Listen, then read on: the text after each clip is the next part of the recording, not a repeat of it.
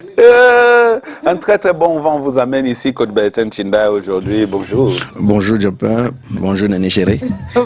Comme d'habitude, c'est le bon vent qui me mène de ce côté-ci parce que c'est l'occasion non seulement de parler avec vous des sujets que j'aime, et également de partager avec nos téléspectateurs ces sujets-là. Donc c'est bon vent qui m'amène régulièrement par ici. Ouais. Alors, je l'avais annoncé la semaine dernière, mais malheureusement, il y a d'autres contingences ont fait que vous ne puissiez pas être là. Mais là, heureusement, vous êtes là aujourd'hui et on va parler de la réussite en affaires. Oui, heureusement, je suis aujourd'hui et que j'ai pris des mesures aussi. J'ai anticipé et même jusque-là, j'ai failli être coincé. Vous parliez tout à l'heure des embouteillages au niveau des Douala. On n'a pas comme impression qu'on est dans une ville. Et je veux dire, quand tu sors d'un coin comme Dorbon, où on a parlé de Dorbon tout à l'heure, tu vas bifurquer par le quartier et dans le quartier, c'est plus embouteillé que sur l'axe principal. Et sur l'axe principal, c'est impraticable. Donc, vous habitez à, je sais pas moi, à 3 km de STV et vous prenez 2 heures ou 3 heures. La fois dernière, j'ai été la fois d'avant, j'ai quitté la maison à 6 heures et à 9 heures, j'étais encore dans les embouteillages. Je n'étais pas encore arrivé à Ndokoti. C'est pourquoi on remercie toujours les personnes qui sont ici. Tu te mets peut-être à dormir. Mais quand tu es au volant, c'est compliqué de s'endormir aussi. Oui, puisque tu gênes les autres, tu te gênes et tu gênes les autres en même temps. C'est difficile. Maintenant, on va parler de la réussite en affaires. On considère qu'en fait, qu'on a son affaire qu'on a lancée. Oui, effectivement. Et je dois même dire que c'est un sujet sur lequel on avait commencé même déjà à en parler, à échanger sommairement. C'est très important parce que ça concerne l'un des différents pans de nos projets, naturellement le projet professionnel que nous sommes en droit de mettre sur pied pour nous, je veux dire, pas pour nous en sortir dans la vie, mais pour faire ce que nous sommes venus faire professionnellement dans la vie. Donc, et dans cette portion professionnelle, on peut être employé ou on peut entreprendre. On peut entreprendre en étant patron ou bien on peut entreprendre en étant l'intérieur parce qu'employé, c'est entreprendre également. Parce qu'il y en a qui pensent très souvent que quand on dit entreprendre, ça ne concerne que ceux qui font les affaires dehors. Non. Dans mon poste de travail, c'est l'entrepreneuriat. Voilà. Donc, et comme à l'extérieur également.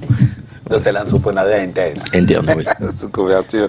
Mais justement, il y a des notions qui sont hyper suggestives, très souvent, on parle des couleurs, on dit souvent que les goûts et les couleurs ne se discutent pas. Oui. On parle même de la réussite aussi. La réussite, elle a plusieurs échelles. En fait, c'est en fonction de la compréhension de tout un chacun. Mais parfois, on est d'accord quand on dit que le ciel est bleu, excepté les daltoniens, on est quand même d'accord tous que c'est la couleur bleue qu'on voit là. Alors, comment est-ce que on est dans le sens, là, c'était pour mettre les choses à plat. Comment est-ce qu'on se dit ou on sait qu'on est en train de réussir une affaire ou qu'on a de la réussite dans les affaires? À partir de quel moment on peut le considérer?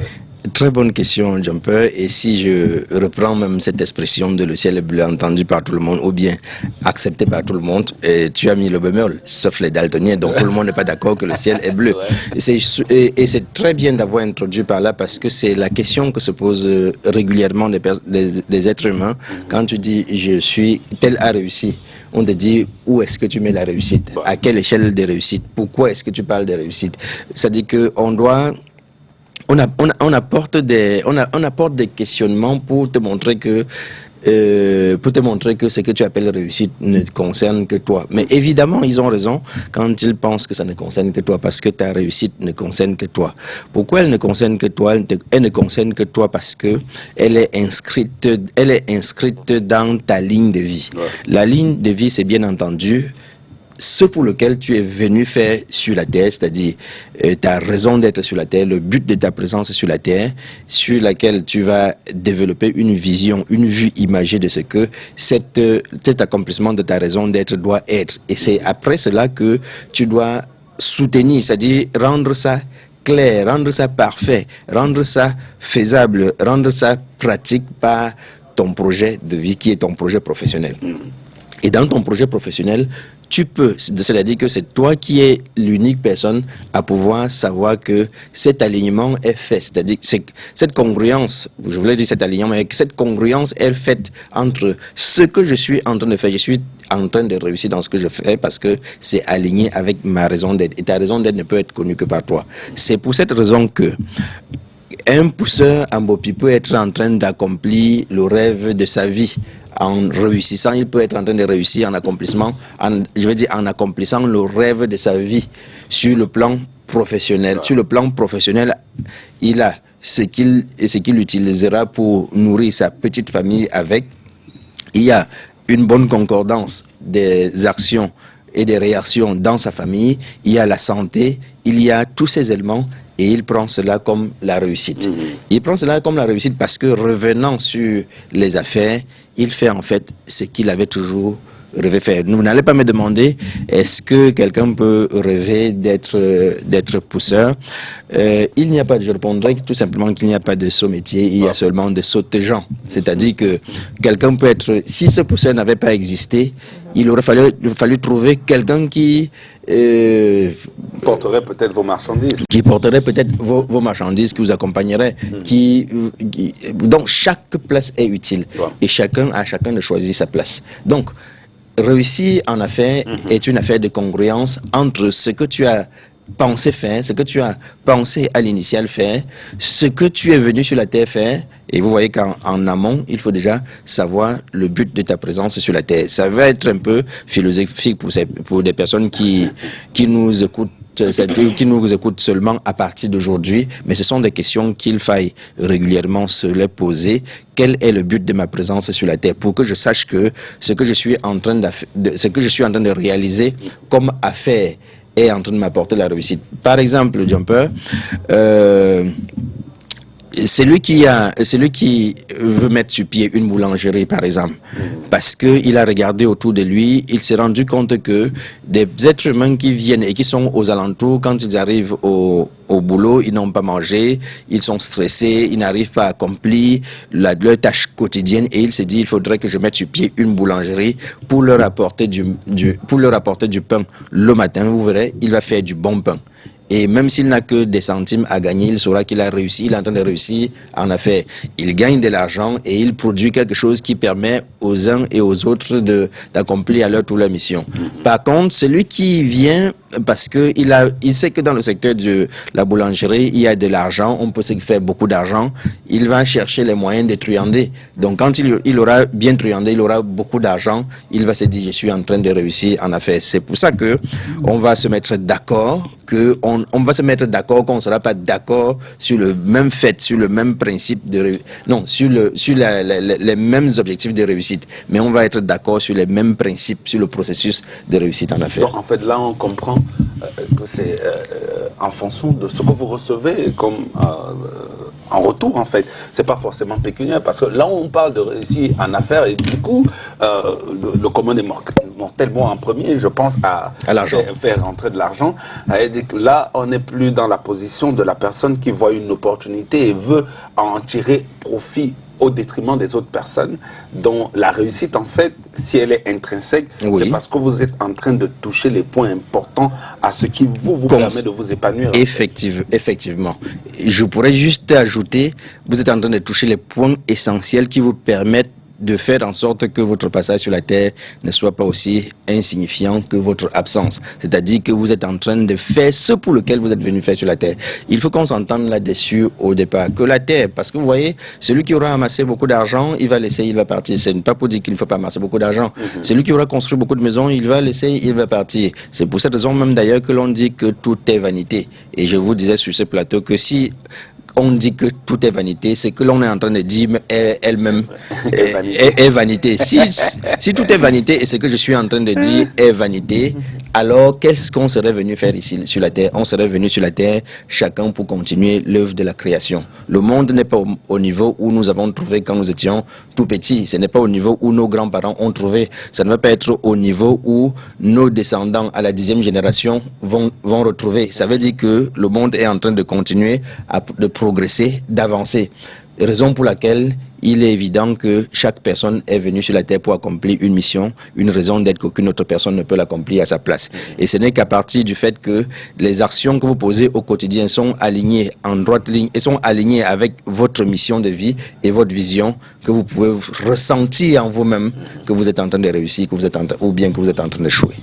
Coach, est-ce que je peux me permettre, est-ce qu'on peut considérer que le monde il va super mal avec les guerres et tout ça parce que les gens ont une autre conception de la réussite qui est beaucoup plus basée sur le pécuniaire? Je ne peux pas, je ne peux pas. C'est le créateur lui-même qu'il peut savoir si le monde est en train d'aller mal, qu'il est en train d'aller mal ou bien qu'il est en train d'aller bien. De toute façon, ce que je sais en tant qu'être humain, c'est que les difficultés sont importantes pour la vie. Quand il y a des difficultés dans la vie, c'est une raison de plus pour vous convaincre que vous êtes sur le chemin. Il faut cette difficulté pour vous placer de l'étape 1 à l'étape 2, de l'étape 2 à l'étape 3, de l'étape 4 à l'étape 10 ou à l'étape 100. S'il n'y a pas de difficulté, il n'y aura pas de progression. Donc, s'il y a les difficultés sur la terre, s'il y a ces guerres, c'est qu'il y a un enseignement. S'il y a cette famine, c'est qu'il y a un enseignement. Il y a beaucoup de choses. Vous voyez, par exemple, l'Éthiopie, l'Érythrée, tout ça, ont grandi à partir de quoi? À partir des difficultés. Dubaï, qui est Dubaï aujourd'hui, est devenu Dubaï à cause de la difficulté qu'il y avait auparavant. Le Qatar, ainsi de suite, c'est le Qatar d'aujourd'hui à cause des difficultés qu'il y avait avant. S'il n'y avait pas ça, il n'y aurait pas eu de transformation.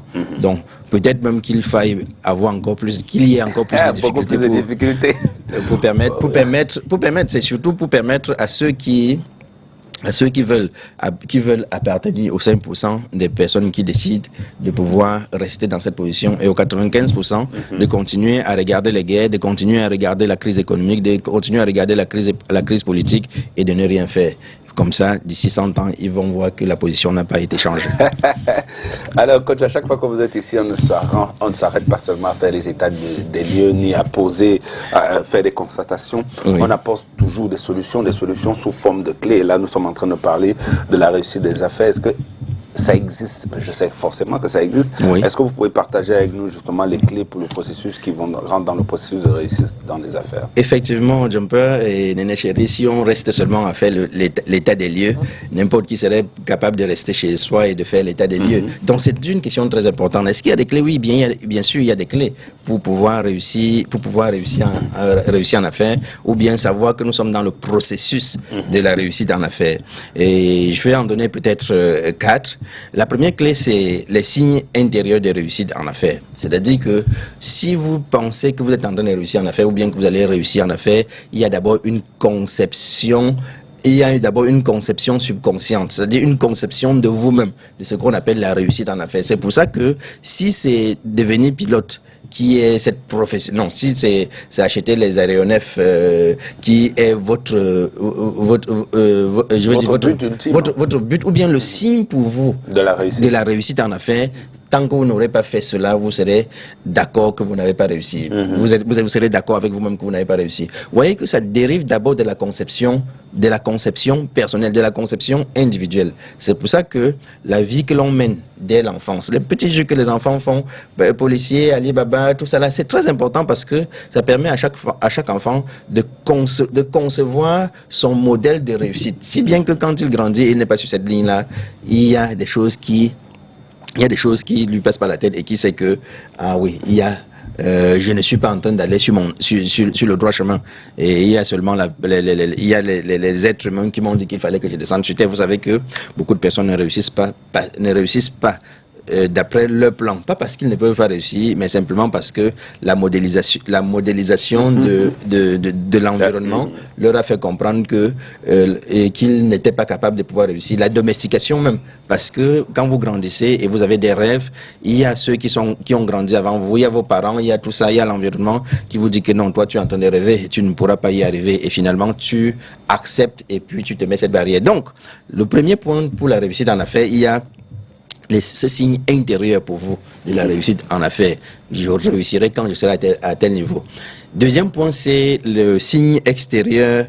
C'est le signe extérieur. Le signe extérieur de la réussite en affaires, quand vous regardez quand même autour de vous, vous pouvez dire que non, ce monsieur-là, même si vous n'avez pas son plan de réussite interne, Ce monsieur-là, il a réussi. Ses affaires vont bien. Ses affaires vont bien. Lui, non, il va bien. Non, il a réussi. J'aimerais être à son niveau. Quand bien même cette personne est en train de dire que il y a encore 2 avions que je n'ai pas achetés, il y a un bateau que je voulais acquérir et je n'ai pas pu, vous êtes en train de dire que non, il parle quoi? À ce niveau-là, si on me donne seulement le 1 millième de ça, je sais que j'ai réussi. Je regarde sa paire de chaussures, je regarde sa maison, je regarde la vie autour de lui, je regarde le comportement des gens qui sont autour de lui dans la société, je sais que cette personne, il a réussi. Si j'ai ce 1 millième, voilà comment est-ce que je transformerai mon environnement. Donc il y a le signe intérieur de la réussite, il y a également le signe extérieur de la réussite. Si bien que si vous n'atteignez pas le 1 millième de cela, vous allez vous dire que vous n'avez pas réussi.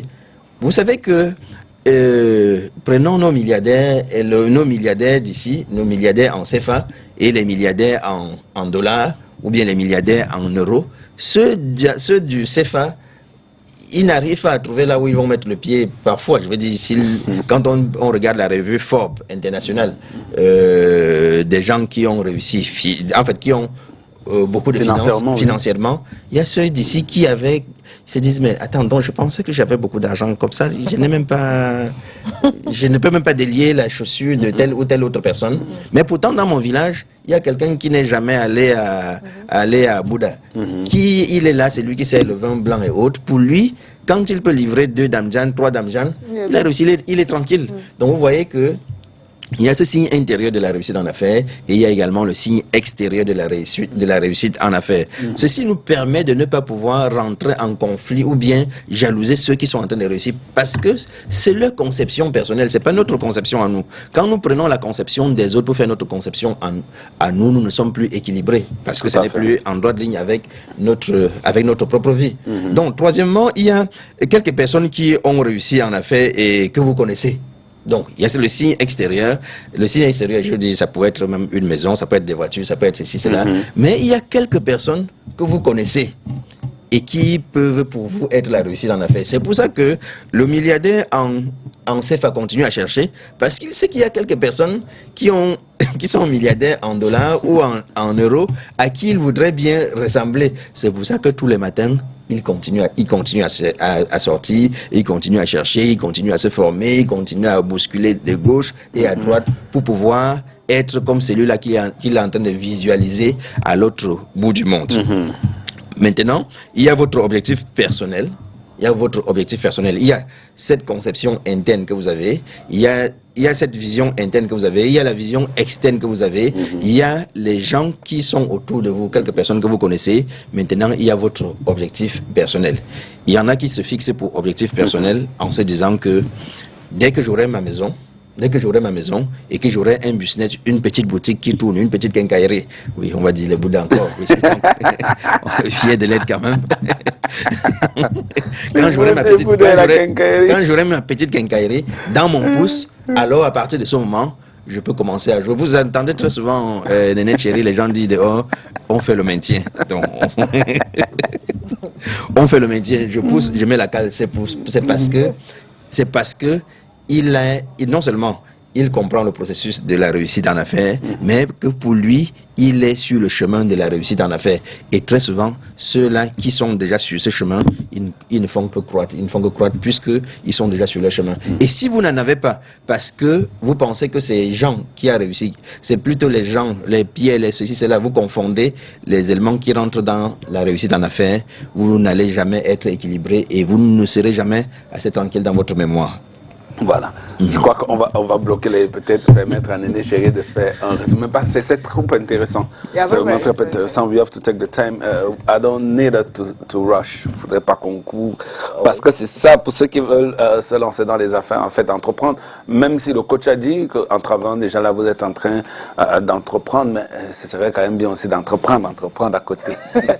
Yes, actually, Merci, coach. Merci. Exactly. He was talking about 4 main keys to success as far as your business or your lifetime achievement is concerned. He was talking about there is first of all the internal attitude with you for you to think and believe that you were able to make it. And I was also talking about the external thought that you have, like when you see yourself, you know that you are able to achieve, because the thing that you're doing, you are able to pay your rent, you're able to take care of your children, you're able to feel okay, and you know that you are very okay. That is why every milieu, every business, every job every person have a position. You cannot say that being a cleaner or being a bike rider, is a minor job, because you will definitely need somebody to transport you somewhere. We need somebody to push, to carry your luggage. So everybody has a role to play in the society. And again, they say that there's some people that you know, when you see them, you know that they have achieved it. They have made it in life. But deep inside them, they know that they haven't achieved it, because there are some other people that are more than them. That is why they get up every morning to still continue working to be able to arrive there. And again, the last one, I think I really get it right, was like, you are looking at yourself and saying that I want more of it. I want more of it. That's the role why each and every one of us came here on earth. Because if you say that this thing that we are acquiring is vanity, it means even you, physically human, you're also vanity, because you are only passing. And this thing that we acquire will also pass away, because we will leave these things and we go. I think you were able to get a little bit of what we said here from my own interpretation, which I did not really want to say. I actually went into what the coach was able to say. Coach, I hope I tried. Oui, effectivement, tu as bien résumé. Juste le dernier qui était l'objectif personnel. Yes, the personal target. Objective, yes, your personal objective. That was the last point. So, Coach, it is always very, very good when you're here, because you give. I was listening to you because I'm looking forward, to get into that part of the world, because sometimes I say I've not achieved yet, because the thing that I want to do, I have not yet acquired it, so I am still lacking. Now, so I was listening and say, okay, fine.